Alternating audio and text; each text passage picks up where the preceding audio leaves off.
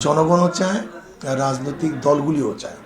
যেহেতু সবার আগ্রহ আছে, আশা করি ইনশাল্লাহ ভাঙবে না।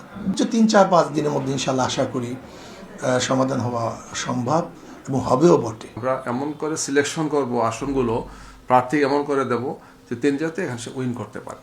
আমরা পরস্পরের প্রতি সম্মান শ্রদ্ধা রেখেই সহমর্মিতার মনোভাব নিয়ে আমরা কাজ করছি। বাংলাদেশের রাজনীতিতে একটা নতুন শক্তির উত্থান হওয়ার কথা ছিল, কিন্তু মনে হচ্ছে শুরুতেই তা হোঁচট খেয়েছে। 11টা ইসলামী দল মিলে যে জোটটা তৈরি করেছে তার ভেতরেই দেখা দিয়েছে এক মারাত্মক সংকট। চলুন একটু খতিয়ে দেখি ঐক্যের এই প্রতিশ্রুতি আখির কোথায় গিয়ে দাঁড়ায়।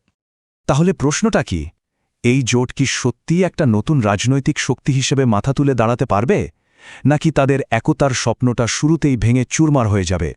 এই জোটের ভবিষ্যৎ নিয়েই আমাদের আজকের এই আলোচনা।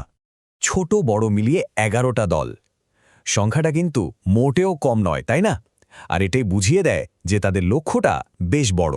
আচ্ছা, চলুন তো প্রথমে একটু দেখি কিভাবে এই জোটের জন্ম হলো, আর ঠিক কী স্বপ্ন নিয়ে তাদের এই পথ চলাটা শুরু হয়েছিল। জোটটা কিন্তু বেশ তাড়াহুড়োর মধ্যেই তৈরি হয়েছে। প্রথমে 8টা দল আলোচনা শুরু করে, তারপর দেখতে দেখতে সেটা 10টা দলে পৌঁছায় এবং নির্বাচনের ঠিক আগ মুহূর্তে 11টা দল মিলে চূড়ান্ত ঘোষণা দিয়ে দেয়। মানে বোঝাই যাচ্ছে তাদের মধ্যে বেশ একটা গতি কাজ করছিল। তো এই জোটের আসল উদ্দেশ্যটা কি? লক্ষ্যটা কিন্তু খুব পরিষ্কার। গত প্রায় 17 বছর ধরে সরকারের চাপে থাকা ইসলামপন্থী দলগুলোর যে ভোটগুলো এদিক ওদিক ছড়িয়ে আছে সেগুলোকে এক ছাতার নিচে নিয়ে আসা, সোজা কথায় আসন্ন নির্বাচনে একটা শক্তিশালী প্রতিপক্ষ হিসেবে নিজেদের দাঁড় করানো। কিন্তু ঐক্যেরই সুন্দর ছবির পেছনে লুকিয়েছিল একটা বড়সড় সমস্যা, যা এখন পুরো জোটটাকেই বিপদের মুখে ফেলে দিয়েছে। চলুন সেই দ্বন্দ্বটার দিকে একটু নজর দেওয়া যাক। সমস্যার একেবারে কেন্দ্রে আছে আসন ভাগাভাগি।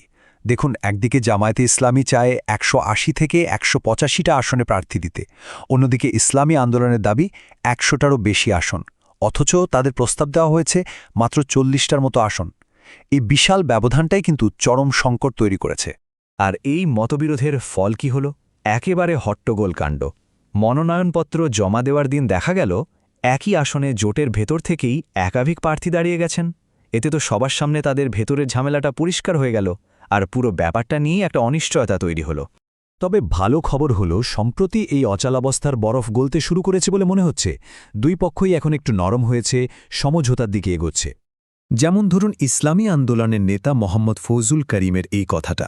তিনি বলছেন, যা হয়ে গেছে তা নিয়ে তারা আর ভাবতে চান না, ঐক্যটাই তাদের কাছে বড়। এটা কিন্তু একটা স্পষ্ট ইঙ্গিত যে তারা সমঝোতা করতে চাইছে। ঠিক একই রকম একটা সুর কিন্তু শোনা যাচ্ছে জামায়াতে ইসলামীর নেতা এহসানুল মাহবুব জুবাইরের কথাতেও। তিনি জোর দিয়ে বলছেন তাদের মূল লক্ষ্য হল নির্বাচনে জেতা, নিজেদের মধ্যে কে বড় কে ছোট এই লড়াইটা এখন মুখ্য নয়। তার মানে দুই পক্ষই এখন বড় লক্ষ্যের দিকে তাকাতে চাইছে। আসলে এই দলগুলোর একটা কমন স্বপ্ন তো আছেই, সেটা হলো একটা কল্যাণ রাষ্ট্র প্রতিষ্ঠা করা, যেখানে কোনো জুলুম, অবিচার বা দুর্নীতি থাকবে না। আর সম্ভবত এই বড় লক্ষ্যের কথাই ভেবে তারা নিজেদের ব্যক্তিগত চাওয়া পাওয়াকে একটু দূরে সরিয়ে রেখে সমঝোতার পথে হাঁটছে। তাহলে শেষ পর্যন্ত কি হতে চলেছে? এই জোট কি টিকবে নাকি ভেঙে যাবে, আর এর পরিণতি বা কি হতে পারে? দেখুন, তাদের সামনে রাস্তা কিন্তু দুটো। যদি তারা এক থাকতে পারে তাহলে নেতারা নির্বাচনে খুব ভালো একটা ফল আশা করছেন। তাদের বিশ্বাস তারা মানুষের ব্যাপক সমর্থন পাবে। কিন্তু যদি এই বিভেদটা চলতেই থাকে তাহলে যে মূল লক্ষ্য, অর্থাৎ ক্ষমতাসীন সরকারকে চ্যালেঞ্জ করা, সেটাই তো ভেস্তে যাবে। তাই সাফল্যের চাবিকাঠি এখন একটাই, একে অপরকে ছাড় দেওয়া আর পুরনো তিক্তটা ভুলে যাওয়া। সবশেষ যে খবর পাওয়া যাচ্ছে তাতে মনে হচ্ছে এই সংকটের একটা সমাধান খুব কাছে।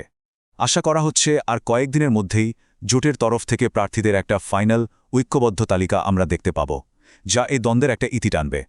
এখন শেষ প্রশ্নটা হলো, এই সমঝোতা কি শেষ পর্যন্ত একটা শক্তিশালী রাজনৈতিক শক্তি তৈরি করতে পারবে, নাকি ব্যক্তিগত উচ্চাকাঙ্ক্ষার কাছে হেরে গিয়ে শেষ মুহূর্তে এই জোটের স্বপ্ন ভেঙে যাবে? বাংলাদেশের রাজনীতির ভবিষ্যৎ কিন্তু অনেকটাই এই প্রশ্নের উত্তরের ওপর নির্ভর করছে।